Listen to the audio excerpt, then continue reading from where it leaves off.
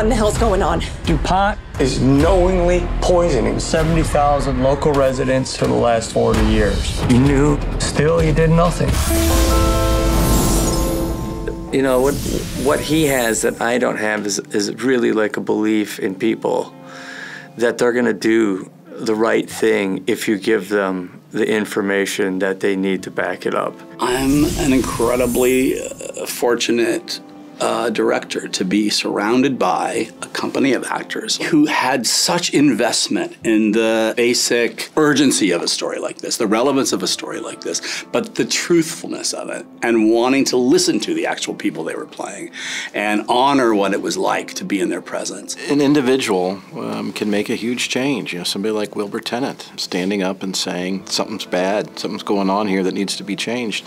You know, could take on one of the biggest companies in the world and make that change, or communities coming together can do that. I'm hoping people will be inspired by it to know that you know, nothing is too big to take on. What do we do about our world? What do we do about our lives and the things that we don't like, and the things that are poisoning us, and the things that are affecting us and infiltrating us without our permission? This film poses those questions and ultimately puts them back, I think, in the hands of the people watching. I am a corporate defense attorney. So?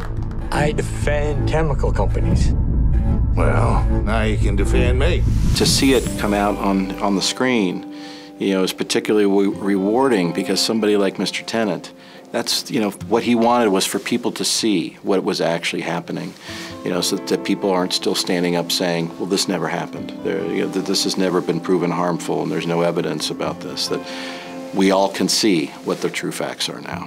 The decision to go down that road at the cost of your career and money and social standing and family, I mean, it's really a rare journey that somebody takes, especially today.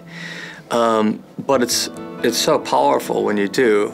I just thought the movie, it has such a great message, but we could do it in a popular way where it hits like the thriller, horror, kind of paranoia, whistleblower, kind of whodunit, procedural, but in the context of this true story, this huge criminal act that has been concealed from the world. You really are watching a process unfold, and it puts you into the present tense with the subject. But I think there's something about the process of watching people stumble onto a story that they had no idea the scope and magnitude of, right? But you are also confined to the sort of alienating spaces that they occupy. And Rob Bilott, the subject of our movie, speaks eloquently and honestly about that loneliness and what it put his family through and what it put his life through, and it's felt by everybody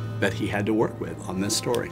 I want to inspire more people that have positions of power to know the difference between right and wrong and make decisions not based purely on a profit margin, but on what is good for us as a culture.